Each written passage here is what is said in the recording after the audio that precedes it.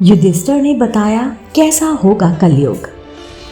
दोस्तों, आज के इस वीडियो में हम आपको बताएंगे कि युधिष्ठिर ने क्यों बताया और क्या बताया कलयुग के बारे में। दोस्तों, अगर आप मेरे चैनल पर नए हैं तो आप मेरे चैनल आध्यात्मिक कहानियों को तुरंत से लाइक कर लीजिए, शेयर कर लीजिए और सब्सक्राइब कर लीजिए, क्योंकि ऐसे ही धार्मिक पौराणिक कहानी कथाएं हम अपने चैनल द्वारा आप तक पहुंचाते रहते हैं। चलिए दोस्तों, कहानी शुरू करते हैं कि युधिष्ठिर ने क्या बताया कैसा होगा कलयुग।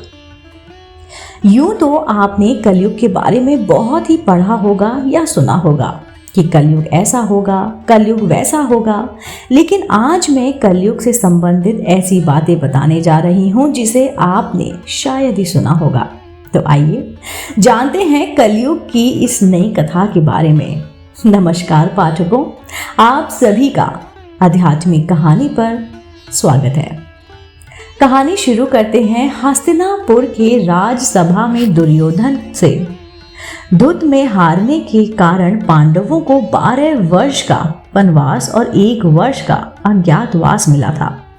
जैसे तैसे वनवास खत्म होने के बाद जब पांडव अज्ञातवास के लिए एक ऐसी जगह की तलाश कर रहे थे जहां कोई उन्हें पहचान न पाए, उसी समय जंगल के ऊपर से गुजर रहे शनि देव की नजर पांडवों पर पड़ी। उन्होंने उनकी परीक्षा लेने के बारे में सोचा और पता लगाना चाहा कि पांडवों में से सबसे बुद्धिमान कौन है।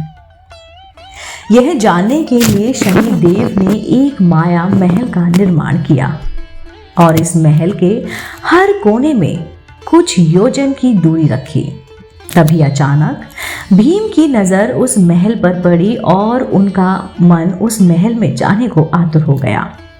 युधिष्ठिर से आज्ञा लेकर भीम उस महल के पास पहुंच गए। जैसे ही भीम ने अंदर जाना चाहा तो शनि देव, जो कि दरबान बने महल के दरवाजे पर पहरा दे रहे थे, उसे अंदर जाने से रोका और कहा कि इस महल में जाने की कुछ शर्तें हैं। अगर तुम मेरी ये शर्तें मानोगे तभी इस महल के अंदर जा पाओगे। शनिदेव ने अपनी शर्तें भीम को सुनाई, जो इस प्रकार थी। उन्होंने 3 शर्तें रखी। पहली शर्त, महल में 4 कोनों में से तुम सिर्फ एक ही कोना देख सकते हो। दूसरी शर्त, महल के अंदर जो कुछ भी देखोगे उसे उसके मतलब सहित मुझे समझाना होगा। तीसरी शर्त, अगर तुम नहीं बता पाए तो तुम्हें बंदी बना लिया जाएगा। भीम ने अंदर जाकर जो कुछ भी देखा वो समझ नहीं पाए और बंदी बना लिए गए। भीम की तरह उनके 3 और भाई अर्जुन, नकुल और सहदेव भी महल के अंदर जाने का प्रयास में विफल रहे और बंदी बना लिए गए। इधर जब बहुत देर तक चारों भाई नहीं आए तो युधिष्ठिर को उनकी चिंता होने लगी और वो भी द्रौपदी के साथ महल में गए।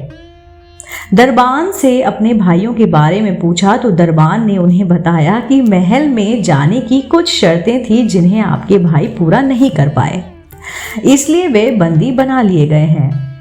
दरबान की शर्तें पूरा कर युधिष्ठिर महल में बंदी अपने चारों भाइयों के पास पहुंचे। बंदी बने भाइयों से मिलने के बाद युधिष्ठिर ने सबसे पहले भीम से पूछा, बताओ तुमने अंदर क्या देखा। भीम ने बताया, मैंने देखा कि वहां 3 कुएं हैं, जिसमें एक कुआं बड़ा है और 2 छोटे। जब बड़े कुएं का पानी उछलता है तो बराबर के दोनों छोटे कुएं भर जाते हैं, लेकिन जब दोनों छोटे कुएं में पानी उछलता है तो बड़े कुएं का पानी आधा ही रह जाता है। तब युधिष्ठिर ने भीम को समझाया, कलयुग में एक बाप 2 बेटों का पेट भर देगा, लेकिन 2 बेटे एक बाप का पेट नहीं भर पाएंगे। जैसे ही युधिष्ठिर ने ये बात भीम को बताई तो भीम को वहां से छोड़ दिया गया। अब युधिष्ठिर ने अर्जुन से पूछा कि उसने क्या देखा। अर्जुन ने बताया, एक खेत में एक तरफ मक्के की और दूसरी तरफ बाजरे की फसल उगी हुई है, लेकिन मक्के के पौधे में बाजरे का फल और बाजरे के पौधे में मक्के का फल निकल रहा है।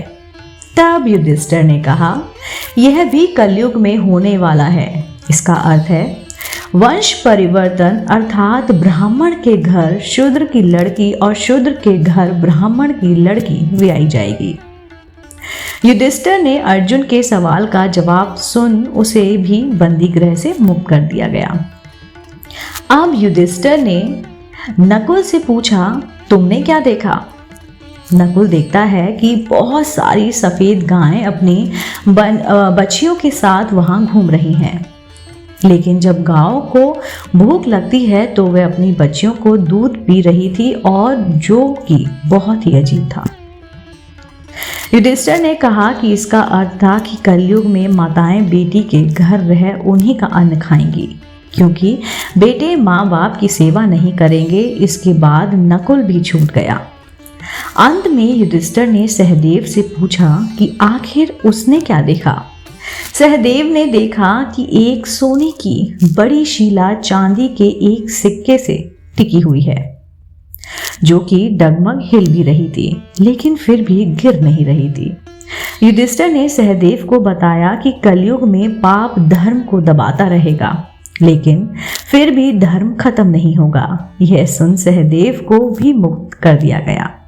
तो इस प्रकार शनिदेव ने परीक्षा के द्वारा जाना कि पांचों पांडवों में युधिष्ठिर सबसे अधिक बुद्धिमान है।